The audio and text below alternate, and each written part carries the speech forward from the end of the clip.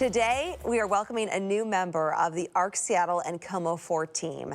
Meteorologist George Waldenberger is now part of the morning team and will bring you the forecast every weekday morning. Steve's in the ARC Lounge right now to introduce us to George. Hey, guys. Hey there. George, we are so excited to have you in Seattle. Welcome. I'm so excited to be here. One of the best cities, not only in the country, but the world. This is wonderful. Absolutely. I'm biased because I'm from here, but yes, exactly. It's one of the best places in the country and the world, I think. Do you know, I've always wanted to move here ever since I was in high school. Why is that? It's just so cool. It's hip. There's a lot going on, the neighborhoods, the musical history, the culture, and of course the geography is beautiful. One of the most beautiful parts of the country. I'm so fortunate to be able to come here and work with you guys every day and to work with Seattle every day and be able to tell the weather. Yeah, well, so we're lucky to have you. So obviously, you know, our viewers are just getting a taste of George now as you start with us next week officially.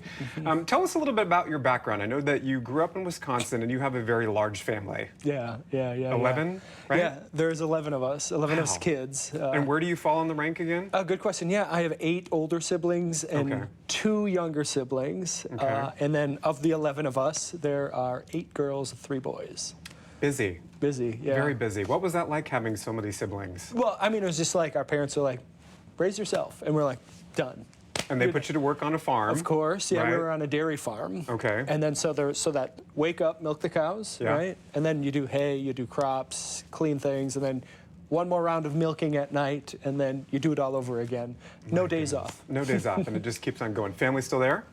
Family, my mom still owns the farm. Okay. My brother grows the crops there still, which is terrific. Oh my gosh. Yeah, and then half of us kind of moved out and ventured, like I'm in Seattle now, and the other half still live in the area. And so getting together for reunions is a lot of fun. It is, I bet. A lot of good family time. So was it when you were young that you developed an interest in weather, or did that take a little while before that career opportunity presented itself? Sure. Well, growing up on a farm, obviously, the weather's important. Yeah. Not only just, you know, can I get everything done outside, but will there be enough rain for the corn to grow, that sort of thing. Yeah. And so, obviously, at an early age, it was very important to me. And then I always loved math, right? And meteorology has roots in mathematics. Actually, it's very mathematical. Yeah.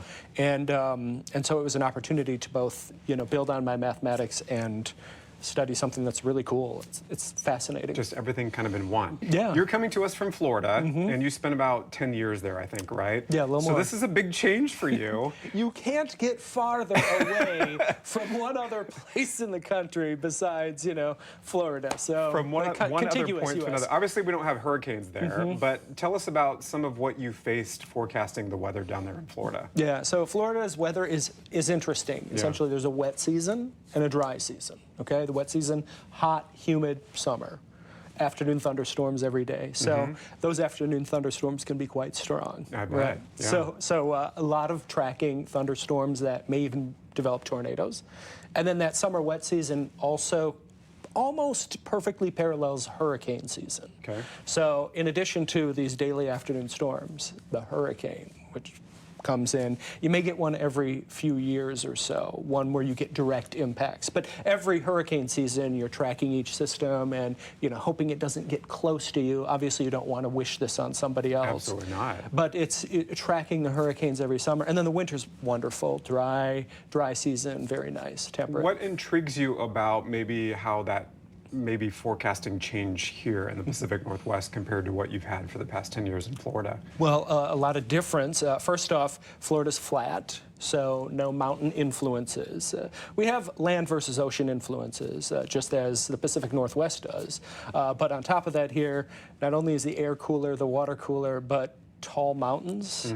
Mount Rainier, I think above 14,000 feet. Huge, yes. Yeah. And so that's a good chunk of the lower atmosphere.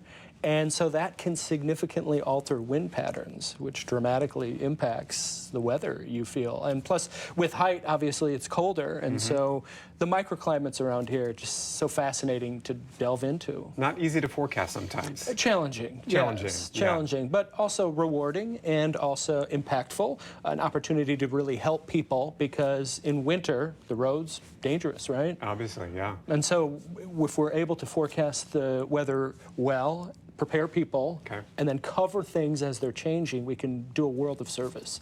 Quick, rapid fire round really quickly. Sure, yeah. Coffee drinker or tea drinker? Coffee. Coffee? Yeah. Okay. Have you ventured out to some of the shops locally yet? Just a couple. I have Okay. a lot more exploring to do in all facets, Okay. and coffee is one of them. Fish eater? Yes. Okay. And then Huskies or Cougs?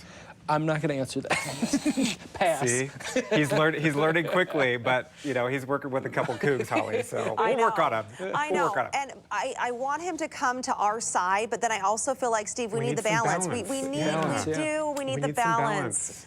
We're fair and objective, so we need the balance to balance us out because we're always going to go for the Cougs. Okay, course. I have one rapid fire question for George. Okay. George, what is your hidden talent? My hidden talent.